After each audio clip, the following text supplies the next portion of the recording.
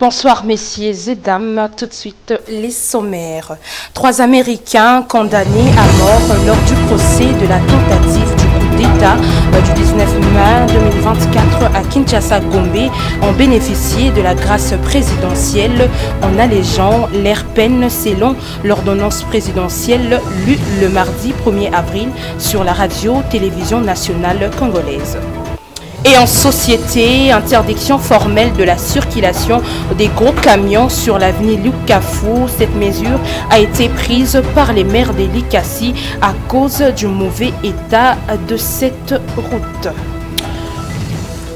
C'est tout pour le sommaire. Mesdames et messieurs, bonsoir et bienvenue dans cette grande édition du journal.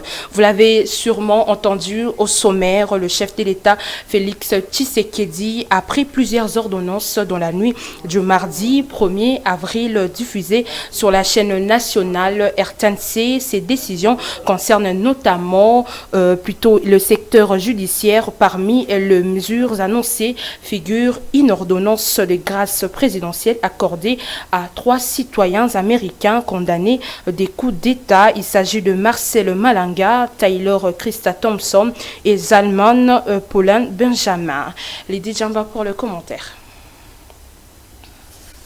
Le chef de l'État, Félix-Antoine Tshisekedi Tshilombo, a accordé une mesure de grâce à Marcel Malanga, Taylor Krista Thompson et Zalman Benjamin. Tous des sujets américains condamnés à mort dans le cadre de la tentative des coups d'État du 19 mai 2024. Au terme de l'ordonnance numéro 25/83 du 28 mars 2025, rendue publique ce mercredi, la peine capitale prononcée à l'encontre de ces 3 Américains a été commuée en servitude pénale à perpétuité. Ces derniers avaient été condamnés le 27 janvier 2025 par la Cour militaire de Kinshasa-Gombe. La décision est devenue définitive le 9 mars. Le fils de Christian Malanga, présenté comme le chef du groupe, accusé d'avoir voulu renverser les institutions. Marcel Malanga figurait parmi les 37 personnes condamnées à la peine de mort à l'issue du procès tenu en audience foraine à la prison militaire d'Indolo. À savoir,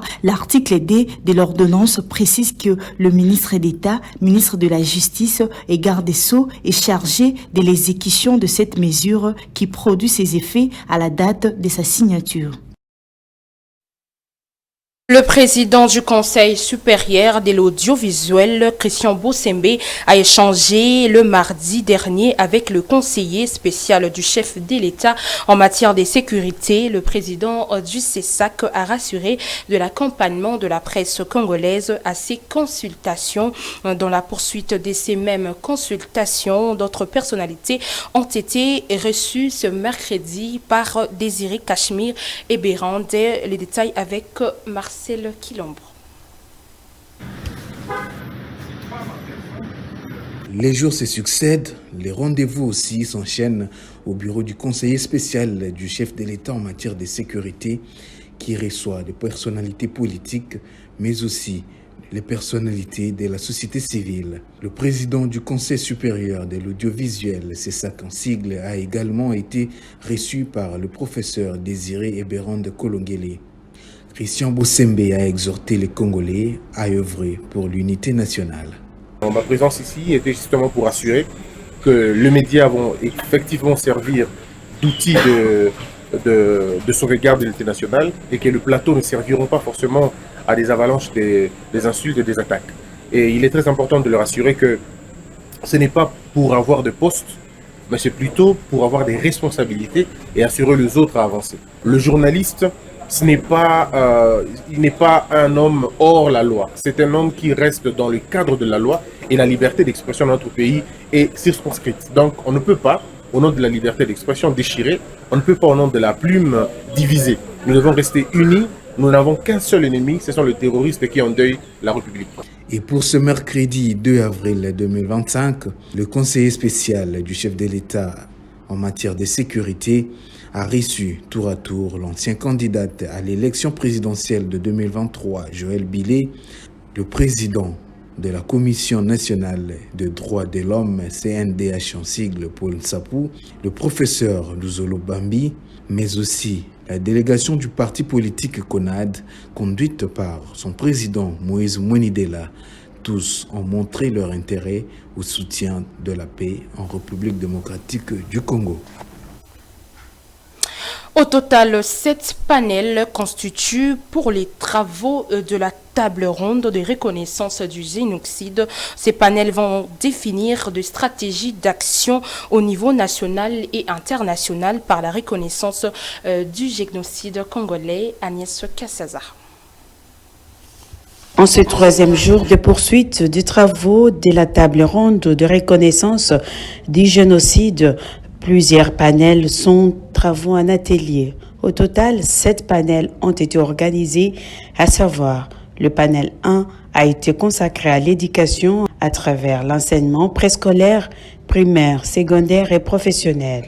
Le panel 2, l'éducation à travers l'enseignement supérieur et universitaire et la recherche scientifique. Dans le panel 3, on parle du tourisme et politique mémoriale. 4e, consacre la culture et art. Le 5e panel, communication, médias, leaders d'opinion, autorités traditionnelles et religieuses. Le 6e panel, construire un narratif et un argumentaire pour le plaidoyer en faveur de la reconnaissance du génocide. Et le 7e panel, promouvoir une culture de la paix. Ces panels permettront de définir des stratégies et des leviers d'action au niveau national et international afin de maximiser l'appropriation du Génocide et d'accélérer la reconnaissance du génocide congolais pour promouvoir une culture de paix.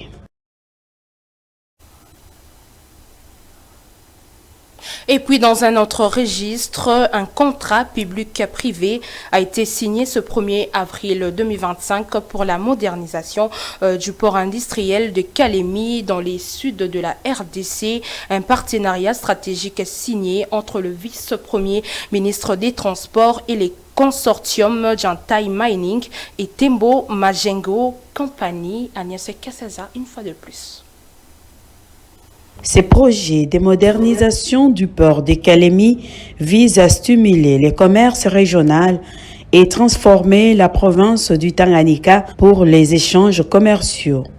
La signature de ces partenariats a été conclue entre le vice-premier ministre, ministre des Transports et Communications et les consortiums Jantai Mining et Tembo Majengo Company Sarl. Après cette signature, le directeur général de Jantai Mining a expliqué les principaux aspects de ces partenariats. Ce contrat concerne la construction d'un port moderne à Kalemi, à côté dans la province de Tanganyika. Ce port va activer le développement de la province de Tanganyika et aussi fréquenter le commerce entre la RDC et la Tanzanie. Pour ce port, ça va se séparer pour 2 phases. Pour la première phase, c'était prévu qu'on va terminer les travaux et mise en service à la fin de l'année prochaine. Et pour la première phase, ça va coûter à peu près un investissement de 70 millions. Et sur base de première phase, on va voir la situation et on va continuer pour la construction de deuxième phase. Dès que les 2 phases seront terminées, et ce port peut avoir une capacité de transporter 2 millions de tonnes. Ces contrats vont permettre la construction d'un port moderne à Kalemi afin de booster le développement de cette province et aussi la fréquentation du commerce entre la République démocratique du Congo et la Tanzanie. En justice, le président du Conseil supérieur de la magistrature et de la Cour constitutionnelle Dieudonné Kamuleta a procédé à l'ouverture de l'atelier de l'étude indépendante pour lutter contre les crimes graves commis en RDC, placé sous le thème « La justice congolaise face aux crimes contre la paix et la sécurité de l'humanité, progrès, défis et perspectives ». Cet atelier a pour but détraquer les auteurs des crimes que la justice congolaise ne sanctionne pas jusqu'à présent. Marcel Kilombo nous en dit plus.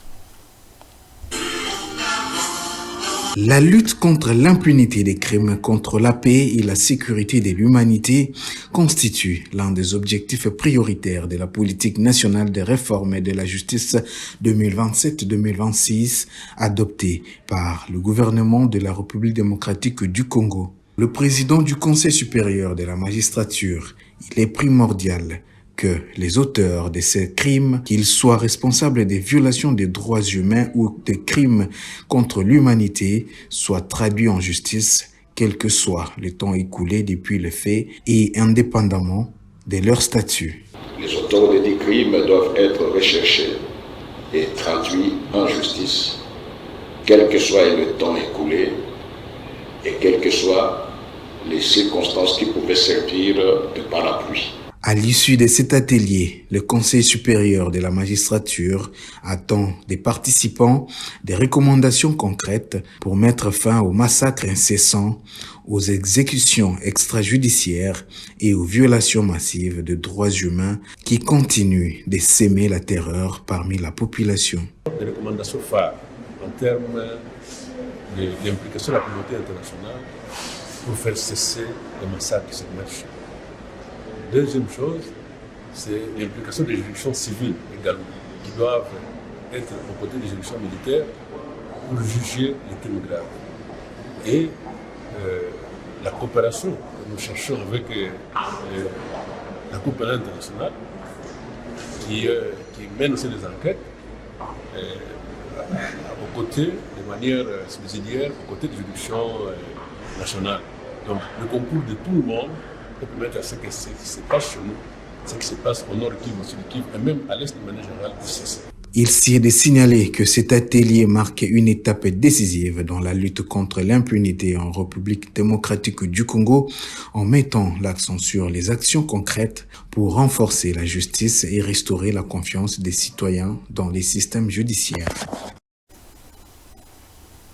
Et puis c'est communiqué, le ministère de l'Emploi et Travail porte à la connaissance du public en général et des organisations professionnelles d'employeurs et de travailleurs en particulier qu'au terme de l'ordonnance numéro 23042 du 30 mars 2023 fixant la liste des jours fériés légaux en RDC, la journée du 6 avril 2025 consacrée au combat de Simon Kimbangu et à la conscience africaine tombant le dimanche de la journée précédente du samedi 5 avril 2025 est déclaré chômé et payé sur l'étendue du territoire national. S'agissant de services publics, la journée du vendredi 4 avril 2025 est déclaré chômé et payé conformément à l'article 1er du décret numéro 24/09 du 17 février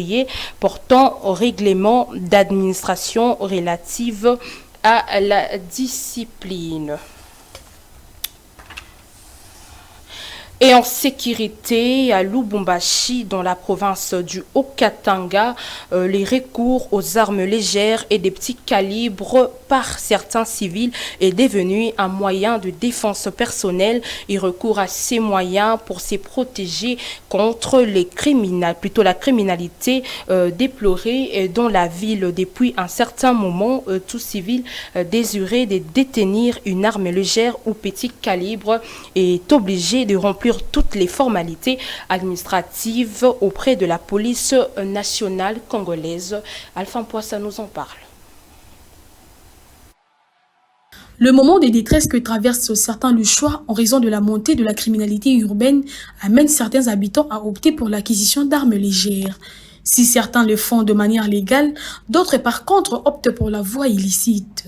En RDC, le port d'armes par les civils est encadré par la Commission nationale de contrôle des armes légères et de petit calibre, CNC en sigle, créée en 2009 par ordonnance présidentielle.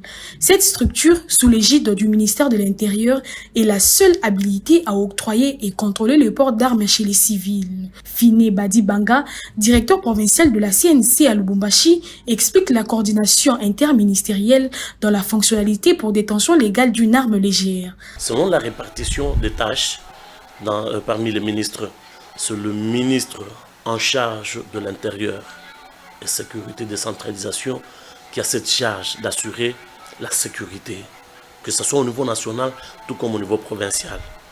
D'emblée ici, dans la province du Haut-Katanga, nous ici c'est la Commission nationale de contrôle des armes légères et de petit calibre et de la violence armée bien sûr. Nous avons une mission bien précise comparativement au texte de base qui nous donne ce pouvoir-là. C'est notre arrêté interministériel. Notre structure a été créée depuis 2009 par ordonnance présidentielle et nous sommes en train de travailler avec un arrêté interministériel. C'est-à-dire, nous avons le ministère de l'Intérieur qui chapeaute d'ailleurs notre structure, accompagné de ses deux collègues, le VPM chargé de défense et VPM chargé donc des affaires étrangères. Jean-Jacques Tengue est avocat. Il détient une arme depuis plus de 6 ans. Après avoir rempli toutes les formalités d'usage, il s'est rendu à la police nationale congolaise où on lui a appris comment tirer et se comporter en société. Selon cet avocat, il est essentiel de suivre la voie légale en passant par la CNC pour obtenir une arme et éviter tout problème juridique. D'abord, vous dire et vous informer que c'est très facile. Lorsque vous êtes dans le besoin, la loi n'a pas donné de catégories. C'est toute personne. Mais bien sûr que oui. Quand vous passez au bureau de la commission, on doit vous identifier. Votre casier judiciaire doit donner des informations. Vous comprenez? On doit identifier la personne. Est-ce que moralement, cette personne est acquise? Vous comprenez? Est-ce que sur le plan de son cachet, il est qui? Qui est-il en réalité? Qui est-il? Est-ce une personne de confiance?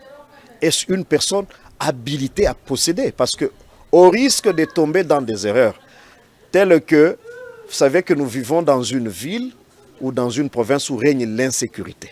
Le recours aux armes légères par certains civils à Lubumbashi met en évidence les enjeux de sécurité urbaine dans un contexte de criminalité croissante. Un contrôle a été annoncé par la Commission nationale de contrôle d'armes légères et de petit calibre dans les jours à venir pour lutter contre la détention illégale d'armes par les civils à Kinshasa et dans plusieurs provinces de la République démocratique du Congo. Et en société, pour finir, les habitants de la commune des Panda à Likasi, dans la province du Haut-Katanga, souffrent de la dégradation très avancée de l'avenue Lukafu qui relie les avenues des ateliers et de l'argent, ce qui a poussé le maire de cette ville à interdire temporairement la circulation des gros camions. Les habitants de ces coins ont du mal à se déplacer sur cette route remplie de boue et de poussière. Alpha, une fois de plus. Depuis plusieurs mois, les habitants des Panda souffrent de la dégradation de routes causée en grande partie par la circulation de gros camions. En saison de pluie, la boue empêche les passages des petits véhicules et des piétons, tandis qu'en saison sèche, la poussière devient insupportable. Pour répondre aux préoccupations des riverains, le maire a décidé d'interdire la circulation de gros engins sur cette avenue pendant une semaine pour faciliter les travaux d'aménagement. J'ai constaté que pour que le travail puisse bien se faire, c'est qu'à partir de demain mercredi, je donne une semaine d'interdit le trafic de cette façon. Une semaine. C'est pour ça que j'ai pris la précaution de les avertir déjà aujourd'hui, parce que sinon on est en train de perdre le temps. Avec cette décision du maire de Likasi et le travaux annoncés, la population espère voir une amélioration durable des infrastructures routières et une meilleure prise en charge de leurs préoccupations. Voilà, nous sommes déjà à la fin de cette grande édition, mais avant de se quitter, voici le rappel de titre.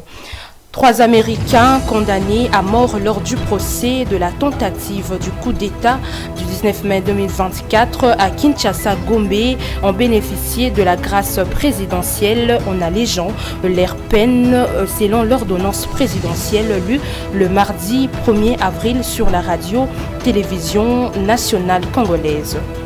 Et puis en société, interdiction formelle de la circulation de gros camions sur l'avenue Lukafu. Cette mesure a été prise par les maires de Likasi à cause du mauvais état de cette route. Voilà, nous sommes déjà à la fin de cette grande édition du journal. Je vous dis merci de nous avoir suivis et à la prochaine.